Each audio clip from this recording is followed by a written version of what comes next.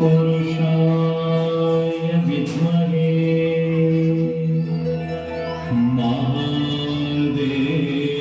महादेवाय धीमहि तन्नो रुद्रः प्रचोदयात्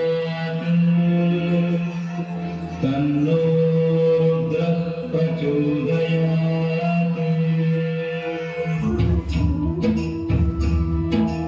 ईश्वर ನಿನ್ನ ಪದಗಳ ತತ್ವದ ನೀನು ಅಂದಿನ ಬಾಗಿಲ ಎಲ್ಲ ಮನಗಳ ಬೆಳಗಿರೆಯಲ್ಲ ಈಶ್ವರ ನೀನೇ ಅಲ್ಲ ನಿನ್ನ ಪದಗಳ ತತ್ವದ ಮೂಲ ತೆರೆದು ನೀನು ಅರಿವಿನ ಬಾಗಿಲ ಎಲ್ಲ ಮನಗಳ ಬೆಳಗಿದೆಯಲ್ಲ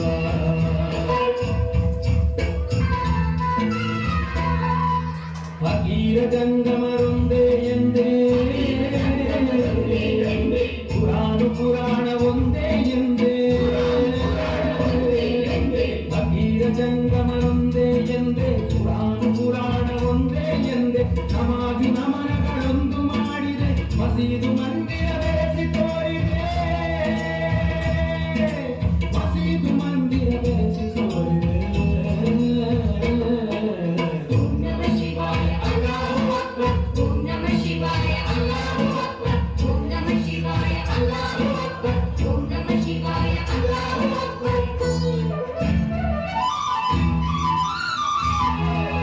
ಆದಿರಲಿಂಗನ ಬರ ಸಂಜಾತ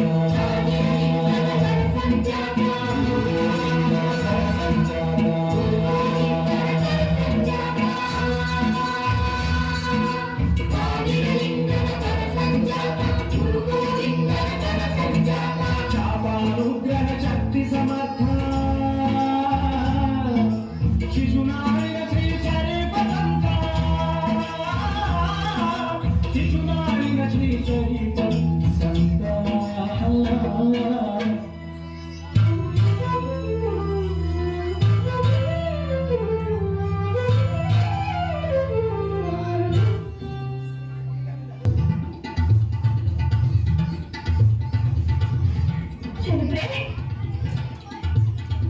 ನೀನ ಏನ್ ತೆಗೆಯಮ್ಮ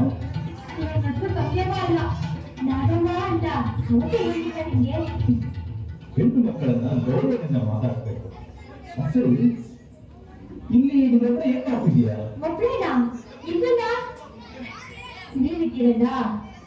ನಾನು ಈಗ ಬಂದೆ ಆದ್ರೂ ನನ್ನ ಮನಸ್ಸಲ್ಲಿ ಮೊದಲಿಂದ ನಿಮ್ಮನ್ನ ಕೊಂಡಿದ್ದೀನಲ್ಲ ಮನಸ್ಸು ಅನ್ನೋದು ಬಾಗಿಲಿಲ್ಲದ ಮನಸ್ಸು ವಿರಾಮವಿಲ್ಲದ ಸಂತೆ ಯಾರ್ಯಾರೋ ಬರ್ತಿರ್ತಾರೆ ಯಾರ್ಯಾರೋ ಹೋಗ್ತಿರ್ತಾರೆ ಆದ್ರೆ ನೀವು ಮಾತ್ರ ಯಾವಾಗಲೂ ನನ್ನ ಮನಸ್ಸನ್ನೇ ಇರ್ತೀರಲ್ಲ ಮನಸ್ಸಿನಲ್ಲಿರುವ ವ್ಯಕ್ತಿಗಳಿಗೆ ಹಲವಾರು ಸಂಬಂಧಗಳಿರುತ್ತೆ ಹಾಗೂ ನಿಮ್ಮ ನಮ್ಮ ಸಂಬಂಧ ಒಂದೇ ರೀತಿಯದಾದ್ರೆ ಸಂಬಂಧ ಅನ್ನೋದಕ್ಕೆ ನಿನ್ನ ಅರ್ಥನೇ ಬೇರೆ ನನ್ನ ಅರ್ಥನೇ ಬೇರೆ ಶರೀಫರೇ ನಿಮ್ಮ ಮೇಲೆ ನನಗೆ ಮನಸ್ಸಾಗಿದೆ ನಿಮ್ಮ ದಾಸಿಯಾಗಿ ಬಾಳ್ಬೇಕು ಅಂತ ಆಸೆ ಆಗಿದೆ ತಪ್ಪು ತಂಗ್ಯವ್ವ ಆತರ ಆಸೆ ಬೆಳೆಸ್ಕೋಬಾರದು ತಪ್ಪು ಒಪ್ಪ ನನಗೆ ಬೇಕಾಗಿಲ್ಲ ನೀವು ನನ್ನವರಾಗ್ಬೇಕು ನೋಡಮ್ಮ ವಯಸ್ಸು ಅನ್ನೋದು ಕಡಿವಾಣವಿಲ್ಲದ ಕುದುರೆ ಇದ್ದಾಗೆ ಅದಕ್ಕೆ ನಿಗ್ರಹ ಅನ್ನೋ ಕಡಿವಾಣ ಹಾಕ್ಬೇಕು ಗಂಡು ಹೆಣ್ಣಿಗೆ ಬರಲಾದ್ರೂ ಹೆಣ್ಣು ಗಂಡಿಗೆ ಬರಲಾದ್ರೂ ಅದು ಧರ್ಮಬದ್ಧವಾಗಿರಬೇಕು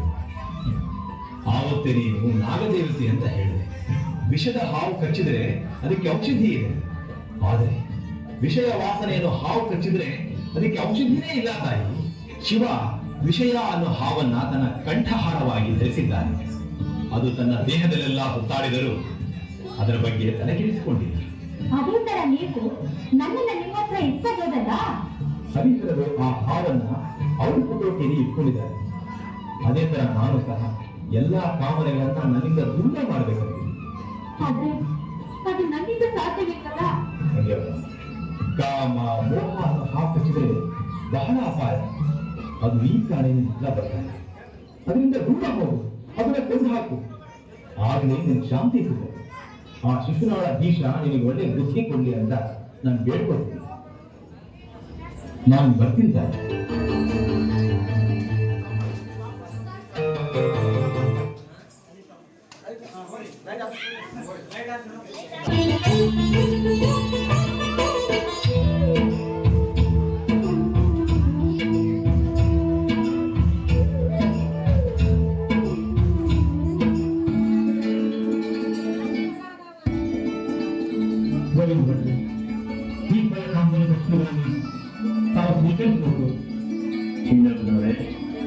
ಇವೆಲ್ಲ ನನಗೆ ಯಾಕೆ? ತಮ್ಮಿಂದ ಮತ್ತು ನಮ್ಮ ಮನೆ ಕಾರ್ಯ ನಿರ್ವಿಘ್ನವಾಗಿ ನಡೆಯಿತು. ಅದಕ್ಕೆ ಫಲಗಳನ್ನ ನನ್ನ ಕೆಲಸಕ್ಕೆ ಪ್ರತಿಫಲವಾಗಿ ಕೊಡ್ತಾ ಇದ್ರು. ಪ್ರತಿಫಲಾಪೇಕ್ಷೆಯಿಂದ ಯಾವ ಕೆಲಸವನ್ನು ಮಾಡಬಾರದು. ಅದೇ ನಿಷ್ಕಾಮ ಕರ್ಮಯೋಗ. ಹೋಗಿ ತಾಂಬೂಲ ದಕ್ಷಿಣವೂ ತೆಗೆದುಕೊಳ್ಳಿ.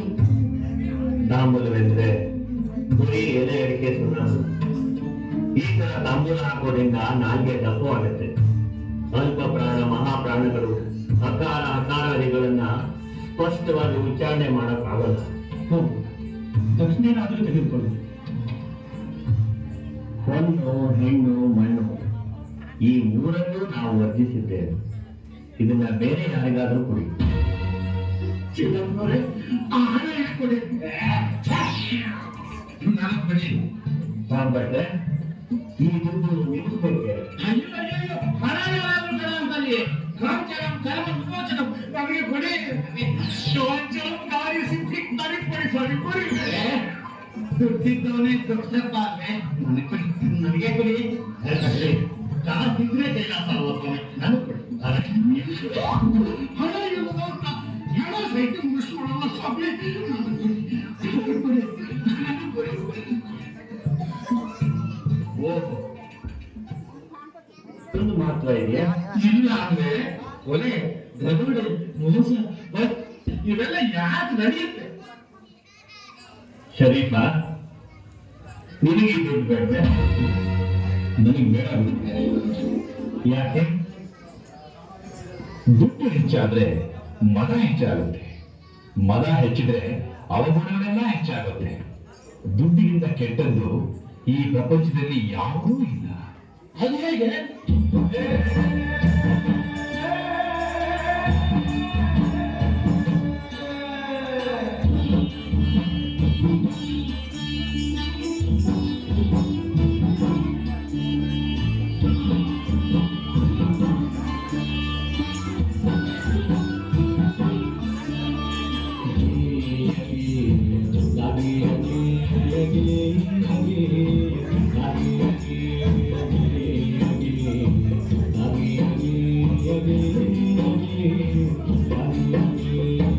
ದುಡ್ಡು ಕೆಟ್ಟದ್ದು ನೋಡೆನು ಗಾಳಿಗೆ ಬಂದು ಅವರಿಗೆ ಬೇಡಲು.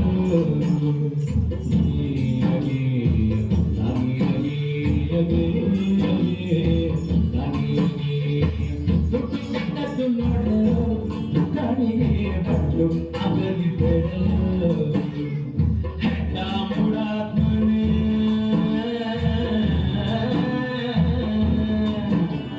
ಹೆಡ್ಡ ಮುಡಾತ್ಮನೇ ದುಡ್ಡು ಕೆಟ್ಟದ್ದು ನೋಡು ದೊಡ್ಡ ದೊಡ್ಡವರನ್ನು ಅರ್ಥ ಬಿಡಿಸುವುದು. ದುಡ್ಡು ಕೆಟ್ಟದ್ದು ನೋಡಲು ಗಾಳಿಗೆ ಬಂದು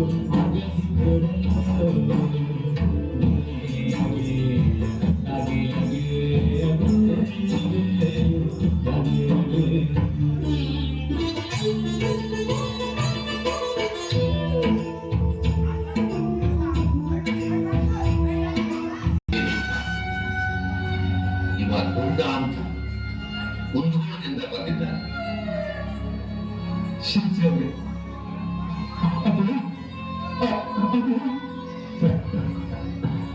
ಫಾತಿಮಾ ಅಲ್ಲಾಹನ ಪಾದ ಸೇರಿದ್ದು ಅಲ್ವಾ?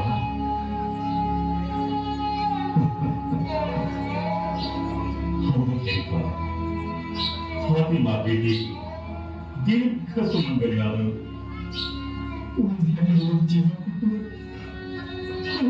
ಬಿಟ್ಬಿಟ್ಟು ಪಾಪ, ಹೊಸ ಜೀವಕ್ಕೆ ಹಳೆಯ ಲೋಕದ ಕಷ್ಟ ನಷ್ಟಗಳನ್ನು ಕಾಣಿಕೆ ಕೊಟ್ಟು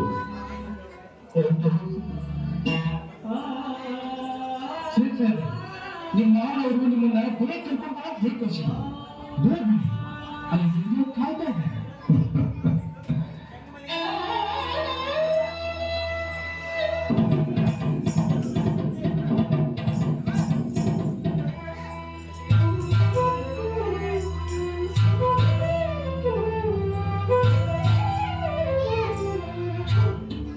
ಮೋಹದ ಹೆಂಡತಿ ತೀರಿದ ಬಳಿಕ ಮವನ ಮನೆಯ ಹಂಗಿನ್ಯಾಕೋ. ಮೋಹದ ಹೆಂಡತಿ ತೀರಿದ ಬಳಿಕ ಮಾವನ ಮನೆಯ ಹಂಗಿದ್ಯಾಕೋ ಸಾವು ನೋವಿಗೆ ಹಾರದ ಬೀಗನ ಮಾತಿನ ಹಂಗೊಂದೆನಗ್ಯಾಕೋ ಮಾತಿನ ಹಂಗೊಂದೆನಗ್ಯಾಕೋ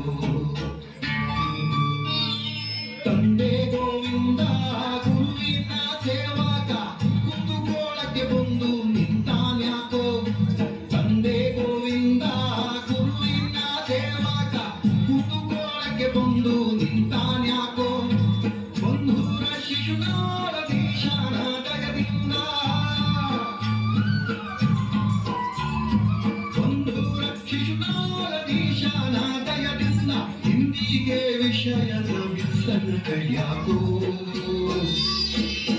ಮೋಹದ ಹೆಂಡತಿ ತೀರಿದ ಬಳಿಕ ಮಾವನ ಮನೆಯ ಹಂಗಿನ್ಯಾಕೋ ಸಾವು ನೋವಿಗೆ ಹಾರದ ಬೀಗನ ಮಾತಿನ ಹಂಗೊಂದೆನಗ್ಯಾಕೋ ಮಾತಿನ ಹಂಗೊಂದೆನಗ್ಯಾಕೋ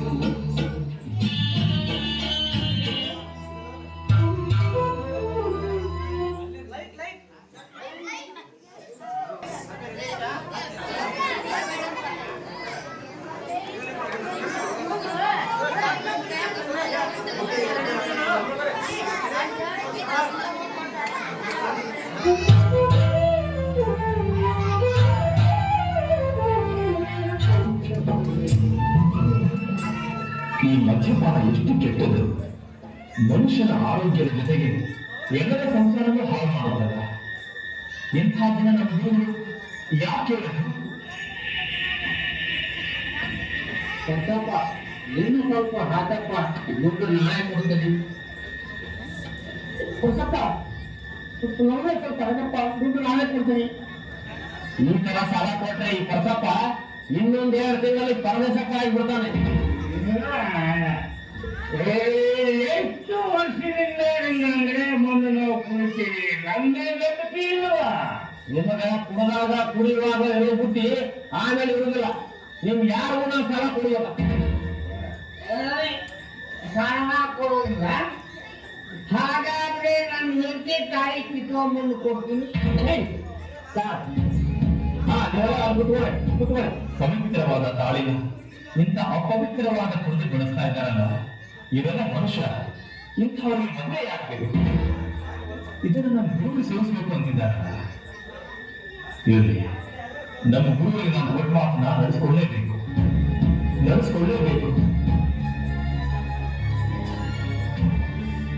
ವರ್ಷಪ್ಪನವರೇ, ನನಗೆ ಸ್ವಲ್ಪ ಶಂಕೆ ಬೇಕು. ಸ್ವಲ್ಪ ಯಾಕ ನೀವ್ ಎಷ್ಟು ಹಣ ಕೊಡ್ತೀವಿ ಅಷ್ಟು ಕೊಡ್ತೇವೆ. ನಮ್ಮ ಗುರು ಗೋವಿಂದ್ ಭಟ್ರು ಹೇಳಿ ಕಳಿಸಿದ್ರು. ನೋಡು, ಗೋವಿಂದ ಭಟ್ರು ಲಕ್ಷ್ಮೀ ಭಟ್ರು ಅದ್ಯಾವುದು ನನಗೆ ಬೇಕಿಲ್ಲ. ನಿನಗೆ ಸಾಲ ಕೊಟ್ರೆ ಅವಾಗ ಕೇಳ್ತಾನೆ, ಅವ್ರು ಕೊಟ್ರೆ ಇವಾಗ ಕೇಳ್ತಾನೆ. ಹಿಂಗ ಒಬ್ಬೊಬ್ಬರ ಸಾಲ ಕೇಳಿ ಕುಡಿತಾರ.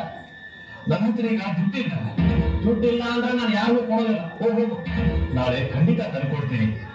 ಪತ್ರಾಣಿ ತುಂಬಿಸ್ಕೊಡಿ. ಏನು ಕುಡಿಯೋದಕ್ಕಲ್ದೆ ಅದನ್ನು ತುಂಬಿಸ್ಕೊಳ್ಳೋಕೆ ಸತ್ಯಾನೆ ಬೇರೆ ಕೊಡ್ಬೇಕಾ? ನಿನಗಿಂತ ಅವರೇ ಮಾತಿ ಕುಡಿಯೋಕ್ ಮಾತ್ರ ಕೇಳ್ತಾ ಇದ್ದಾರೆ. ನೋಡು, ನಿನ್ ಹತ್ರ ದುಡ್ಡಿಲ್ಲ ಅಂದ್ರೆ ಏನಾದ್ರು ಅಡವಿಟ್ಟು ತಗೊಂಡು. ಶರೀಫ, ನಾ ಕೇಳಿದ್ದು ತಂದ್ಕೊಡ್ತೀನಿ ಅಂತ ಮಾತು ಕೊಡ್ತೀಯಾ? ಈ ತನು ಮನ ಯಾವತ್ತೋ ನಿಮ್ಮದಾಗಿರುವಾಗ ಮಾತು ಕೊಡಬೇಕೆ? ನೀವು ಹೇಳಿದ್ದನ್ನ ನಡೆಸ್ಕೊಡೋದೇ ನನ್ನ ಕರ್ತವ್ಯ. ಅದೇನು ಅಂತ ಹೇಳಿ ತಪ್ಪದೇ ನಡೆಸ್ಕೊಡ್ತೀನಿ. ಗುರುಗಳಿಗೆ ಕೊಟ್ಟ ಮಾತನ್ನ ಹೇಗೆ ಉಳಿಸ್ಕೊಡೋದು? ಮಾತು ತಪ್ಪಿದೆ ಗುರುವಿನ ಆಜ್ಞೆ ತಿಳಿದವರಾಗ್ತಿದ್ದಾರೆ, ಗುರು ದ್ರೋಹಿ ಆಗ್ತಿದ್ದಾರೆ. ಹೇಗಾದರೂ ಮಾಡಿ ಗುರುಗಳಿಗೆ ಕೊಟ್ಟ ಮಾತನ್ನ ಉಳಿಸ್ಕೋಬೇಕು. ಈ ಕಠಿಣ ಪರೀಕ್ಷೆಗೆ ಗೆದ್ದು ಗುರುವಿನ ಅನುಗ್ರಹ ಪಡೆಯಬೇಕು. ಆದರೆ ಹೇಗೆ ಹೇಗೆ ಯಾವ ರೀತಿ ಈ ವಿಷಮ ಪರೀಕ್ಷೆಯಿಂದ ಪಾರಾಗಿ ನನಗೆ ಗತಿ ಯಾರು? ಆ ತಾಯಿ ಜ್ಞಾನವಂತೆ ನಿಮ್ಮೇಲಿದೆ. ಹೌದು, ಈಗ ಆ ತಾಯಿ ಜ್ಞಾನವಾನೇ ಗತಿ.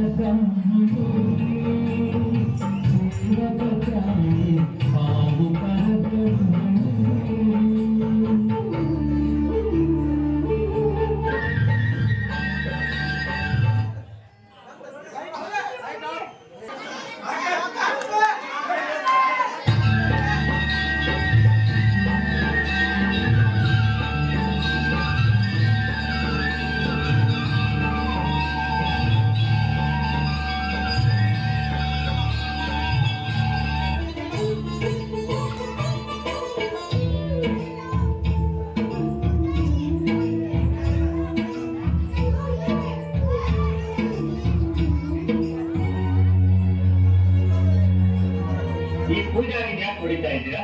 ಇವರು ದೇವಿ ಮೂಗುತಿ ಕಟ್ಟಿದ್ದಾರೆ. ದೇವಿ ಮುಗುತಿನ ಇವ್ರು ಕದ್ದಿಲ್ಲ. ಮತ್ತೆ ಯಾಕೆ ಕಟ್ಟಿದ್ದು? ನೀರ ನಾನು ಕದ್ದಿಲ್ಲ. ಆ ದೇವಿ ತನ್ನ ಕೈಯಾರೆ ಕಟ್ಟಲು.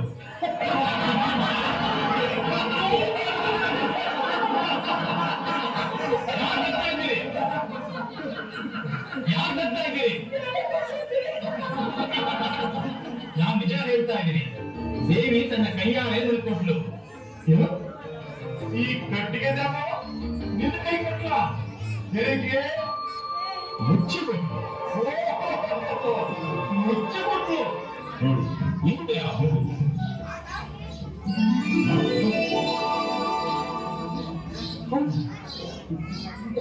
ಇದು ಸಾಕ್ಷಾತ್ ದೇವಿ ಹೋಗ್ತೇನೆ.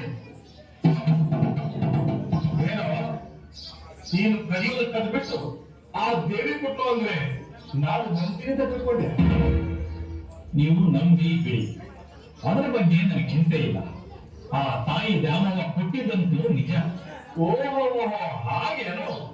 ಹಾಗಾದ್ರೆ ಈ ಮೂಗಿನ ಆ ದೇವಿ ಮೂಗಿನಲ್ಲಿಟ್ಟು ಬಾಗಿಲು ಹಾಕ್ತೀವಿ. ನೀನು ಆ ದೇವಿನ ಈ ಮೂರ್ತಿ ಕೇಳು. ಆ ದೇವಿಗಳಿಗೆ ಮತ್ತೆ ಮೂರ್ತಿ ನೀಡಿದ್ರೆ ನೀನು ಹೇಳಿದ ನಿಜ ಅಂತ ನಿನ್ನ ಬಿಟ್ಬಿಡ್ತೀವಿ. ಇಲ್ಲ ಅಂದ್ರೆ ನಿನ್ನ ತಲೆ ಕತ್ತರಿಸಿ ಆಕ್ಷೇಪ ಬಾಗಿಲಿಗೆ ಅಂತ ಹಾಕ್ತೀವಿ. ಏನು? ಹಾಗೆ ಶರೀಫ ಯಾಕೆ ಸುಳ್ಳಾನೆ? ನಮ್ಮ ಪರೀಕ್ಷೆಗಾಗಿ ಆ ದೇವಿ ಪರೀಕ್ಷಿಸೋದೆ. ಶರೀಫ, ಆ ತಾಯಿ ಎಂದಿಗೂ ನಂಬಿದ ಮಕ್ಕಳನ್ನು ಕೈ ಬಿಡೋದು. ಲೋಕದಲ್ಲಿ ಕೆಟ್ಟ ಮಕ್ಕಳು ಹುಟ್ಟುವುದೇ ಹೊರತು ಕೆಟ್ಟ ತಾಯಿ ಹುಟ್ಟೋದಿಲ್ಲ ಅಂತ ಹಿರಿಯರು ಹೇಳಿದ್ದನ್ನ ನೀನು ಹೇಳಿದ್ಬಿಟ್ಟು ಆ ದೇವಿ ಬೇಡ, ನೀನು ಒಳ್ಳೆಯದಾಗ. ಗುರುನಾಥ ಗೋವಿಂದ.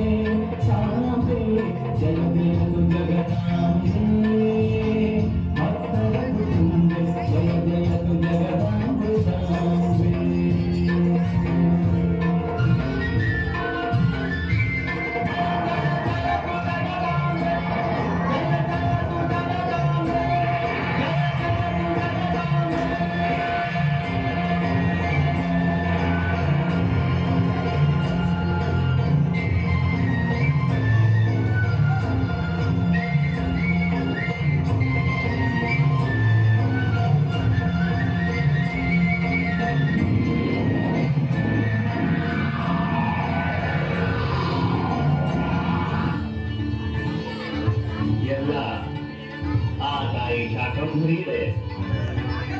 ಶರೀಫ, ನೋಡ್ತಿಲ್ಲ ನೋಡಿಕೊಳ್ಳು.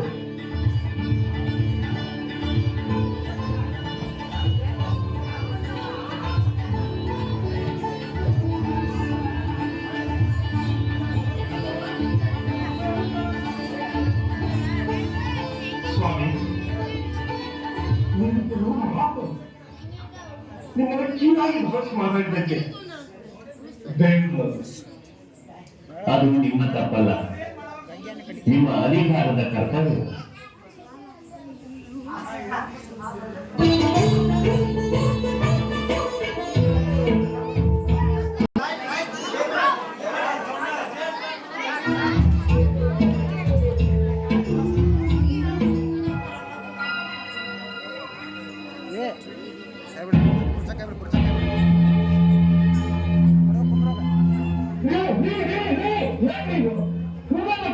ತೋಟನೇ ಹಾಳು ಮಾಡ್ತಾ ಇದ್ದೀವಿ. ಎಷ್ಟು ವಯಸ್ಸಾಗಿದೆ ಅಷ್ಟೊಂದು ಏನಪ್ಪ ಇವರನ್ನ ಯಾರನ್ನ ತಿಳ್ಕೊಂಡೆ? ದುರ್ಗಪ್ಪನವರೇ, ಏನಪ್ಪ ಈ ತೋಟ ಯಾರು? ನೀವು ಮಾಡಿದ್ದು ನಿಮಗಲ್ಲ, ನಮಗಲ್ಲ, ಆದ್ರೂ ಇದನ್ನು ಬೆಳೆಸಿದ್ ನಾನೇ. ಮಠಕ್ಕೆ ಸೇರಿದ ಈ ನೆಲದಲ್ಲಿ ನೀವು ತೋಟ ಬೆಳೆಸಿದ್ದು ಅದರ್ವ ಅಲ್ವೇ? ಗುರುಗಳು ಹೇಳಿದ್ರು ನಾವು ಬೆಳೆಸಿದೆ. ಹೌದೇನು? ಈ ಗಿಡಗಳನ್ನ ನೀವೇ ತಯಾರು ಮಾಡಿದ್ದ? ಅಲ್ಲ, ಬೇರೆ ಕಡೆಯಿಂದ ತಂದು ನೆಟ್ಟು ನೀರಾಕಿ ನಾನೇ ಬೆಳೆಸಿದ್ದಿ. ನೀರನ್ನ ನೀವು ತಯಾರು ಮಾಡಿದ್ದ? ಸ್ವಾಮಿ, ಹುಚ್ಚಿಟ್ಟ ಮಾತಾಡಬೇಡಿ. ಅಲ್ಲಪ್ಪ, ಈ ನೆಲ ನಿಮ್ಮದಲ್ಲ, ಇದರಲ್ಲಿ ಬಿತ್ತಿರೋ ಬೀಜ ನಿಮ್ಮದಲ್ಲ, ಈ ಗಿಡ ನಿಮ್ಮದಲ್ಲ ಅಂದ್ಮೇಲೆ ಈ ಹೂವು ನಿಮ್ಮದಲ್ಲ. ನಿಮ್ಮದಲ್ಲದ ಈ ಹೂವನ್ನ ನಾನ್ ಕಿತ್ರೆ ನಿನಗೆ ಯಾಕಪ್ಪ ಕೋಪ? ನೋಡ್ರಿ, ಮರ್ಯಾದೆಯನ್ನ ಇಲ್ಲಿ ನನಗೆ ಹೋಗ್ತಿರೋ ಅಥವಾ ನಮ್ಮ ಗುರುಗಳಿಗೆ ಹೋಗಿ ಹೇಳೋ. ಓಹೋ, ಗುರು ಹೇಳ್ತೀಯಾ? ಹೇಳು. ಶರೀಫರು ತೋಟ ಎಲ್ಲ ಹಾಳು ಮಾಡ್ತಿದ್ದಾರೆ ಅಂತ ಹೇಳು. ನೀವೇ ಹೋಗಿ ಹೇಳ್ತೀವಿ.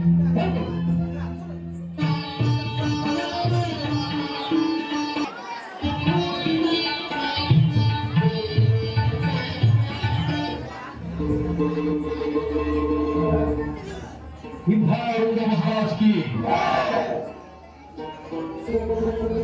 ತಗೊಳ್ಳಿ. ಈ ಕಾಯಿಗಳನ್ನ ಆಶೀರ್ವದಿಸಿಕೊಡಿ. ಶರೀಫ್ ಸಾಹೇಬ್ರೆ, ನಿಮಗೂ ಕಾಯಿ ಬೇಕೆ?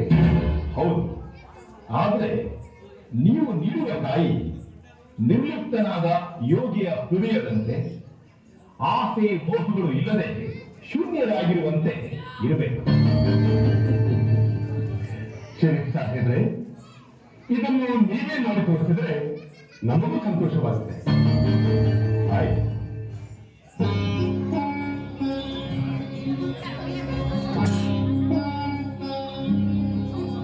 ಜೈ ಗುರುನಾಥ ಗೋವಿಂದ, ಜೈ ಗುರುನಾಥ ಗೋವಿಂದ.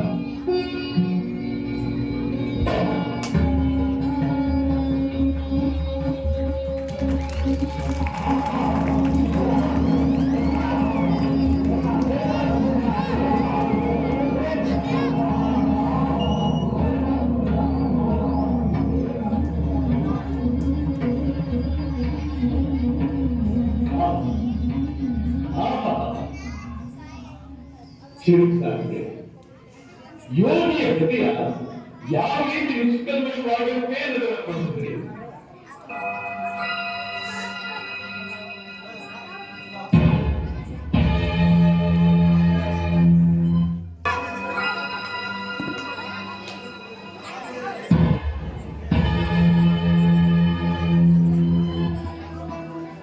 ಇನ್ನೇ ದೇಹ ಬಿಡೋ ಹೃದಯ ಹತ್ತಿರ ದೇಹ ಬಿಡ್ತೀನಿ ಅಂದ್ರೆ ಈ ಭೂಲೋಕ ಬಿಟ್ಟು ಮತ್ತೊಂದು ಲೋಕದಲ್ಲಿ ಹುಟ್ಟೋಕೆ ಹೋಗ್ತಾ ಇದ್ದೀನಿ ಅಂತ ಅರ್ಥ.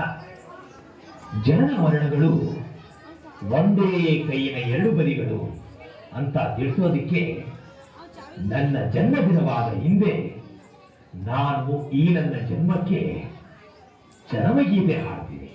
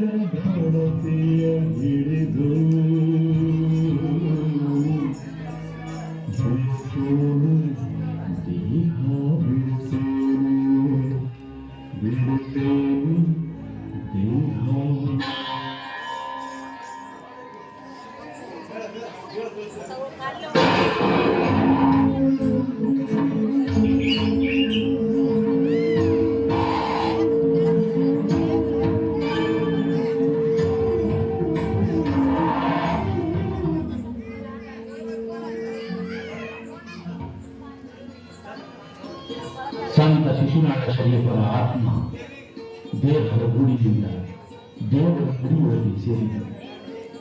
1819 ಜುಲೈ 3ನೇ ತಾರೀಕು ಜನಿಸಿದ ಶರೀಫರು ಸರಿಯಾಗಿ 70 ವರ್ಷಗಳ ನಂತರ, ಅಂದರೆ 1889 ಜುಲೈ 3ನೇ ತಾರೀಕು ತಮ್ಮ ಜನ್ಮದಿನದಂತೆ ದೇಹವನ್ನು ಬಿಟ್ಟರು.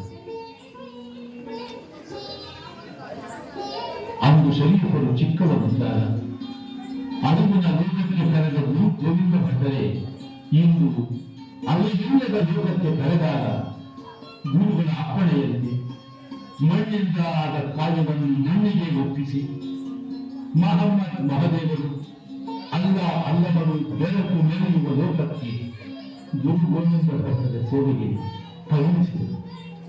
ಗುರು ಶಿಷ್ಯರ ಪವಿತ್ರ ಬಂಧದ ಸಾಕ್ಷಿಯಾಗಿ ನೆರೆದರು ನಮ್ಮ ಶಿಶುನಾಳ ಸಂತ ಶರೀಫರು.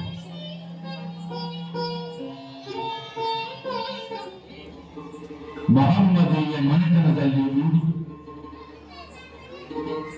ಬ್ರಾಹ್ಮಣ ಗುರುವಿನಡಿಯಲ್ಲಿ ಸಮತಾ ಭಾವದ ಸಮ್ಯಕ್ ಜ್ಞಾನದ ಬೆಳಕು ಕಂಡು ವೀರಶೈವ ಶರಣರ ಸಂಘದಲ್ಲಿ ಬೆರೆತು ಏಕ ಭಾವದ ಏಕ ತಾರೆಯನ್ನು ನೀಡಿ ತತ್ವ ಪದಗಳ ಮಹದೈಸಿನಿಯನ್ನು ನಮಗೆ ನೀಡಿ